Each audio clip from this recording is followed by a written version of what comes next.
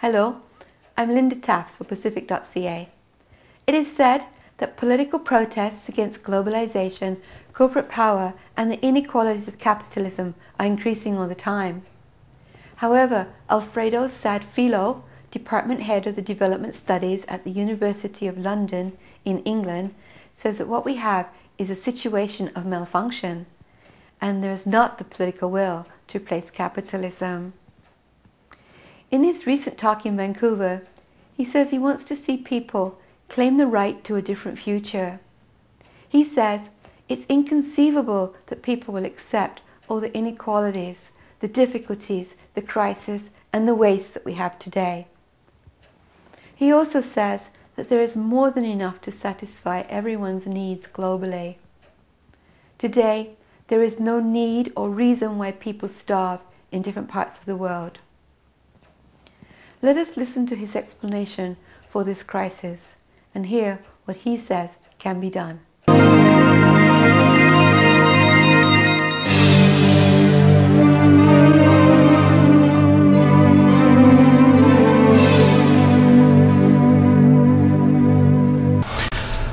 I want to argue that the financialization of accumulation was not a distortion of capitalism. It was not a kind of financial sector coup against good, productive industrial capital. Financialization is a structural feature of social reproduction under neoliberalism, and it includes both industrial capital and financial capital, the banks in particular.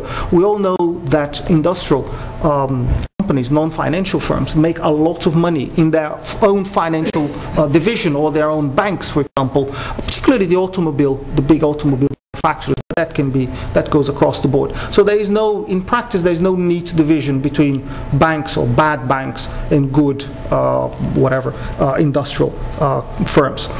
Now, because financial institutions have assumed a particular position at the center of capital accumulation and social reproduction today, they have been able to appropriate an increasing share of the value produced. So, for example, Financial Times journalist Martin Wolf has famously shown that in the United States, the profits of financial companies jumped from below 5% of total profits after tax, total corporate profits in 1982 to 41% in 2007. This is a massive increase, and these are necessarily transfers that have to come from the non-financial sector and from the wage earners. There's nowhere else for them to come from.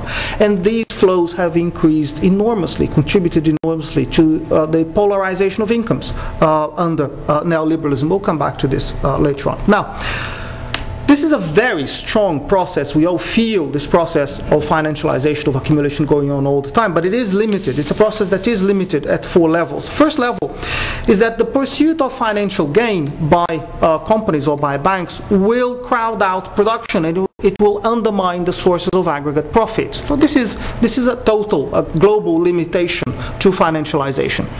The second kind of limitation that we faced very clearly in the run-up to the recent crisis is that cumulative financial deregulation, the Basel II framework that regulates financial institutions, mark-to-market accounting rules in bank balances, they all created incentives for the financial institutions to do leveraging, to borrow increasing amounts of money, and to rely increasingly on short-term wholesale funding instead of relying on retail deposits, which they did much more a couple of decades ago. And this led the financial system to become much more vulnerable to shifts in aggregate liquidity. Now, that's the second vulnerability, and it played an important role in the crisis. The third kind of limitation is that this process of financial sector leveraging and systemic liquidity, it was also pro-cyclical. So when you had cheap money, then the banks would be encouraged to borrow more because it was cheap, and they would then create liquidity by trading debt into tradable papers, turning that into tradable papers and selling those papers on. And because there was more trading, then asset prices went up, and this encouraged more leveraging in a speculative process that has no real foundation attached to it. But when liquidity turns and it disappears, then the financial institutions have to cut their balance sheets very, very rapidly, and the whole economy becomes more fragile. So it's an explosive process both ways.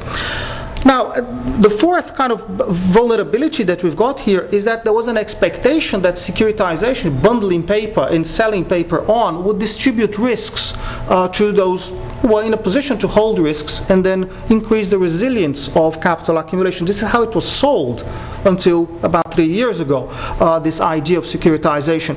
But in fact, the opposite happened because the financial institutions were just getting paper and selling it on, so they had no incentive to assess risk properly. And the people who were buying, the other financial institutions who were buying those papers, they had no incentive to assess the risk involved because they didn't know what was involved in those bundles of papers. They were relying on credit rating agencies. And those credit rating agencies were relying on stamping AAA certificates onto those bundles of paper in order to collect their fees. So they had an incentive, an intrinsic incentive, to give AAAs to as many hundreds of billions of dollars of worthless bundles of paper as possible, because that's what they relied on. Now, in retrospect, evidently, this was a recipe for disaster, and this is exactly what happened. Now, okay, that's one level. The second level of neoliberalism, or the second feature of neoliberalism, is the financialization of the global economy, and that is very, very significant. The transnationalization of the process of capital accumulation. And this is based on the internationalization of individual circuits of capital. That means individual firms becoming transnationalized themselves in terms of where they source their products, where they sell their products, who owns those firms, which chains of production they belong to, and it is also a cumulative process. Once it is set rolling, it is very difficult to contain that, and it becomes both a cause and also the outcome of the liberalization of trade, investment, and capital flows, which we have seen very clearly in the world economy in the last 20 to 30 years.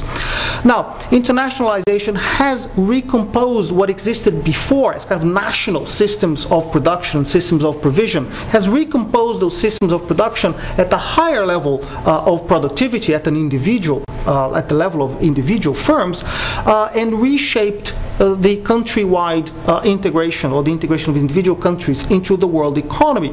Also facilitated the introduction of new technologies, new labor processes, and so on, while at the same time compressing real wages, almost globally.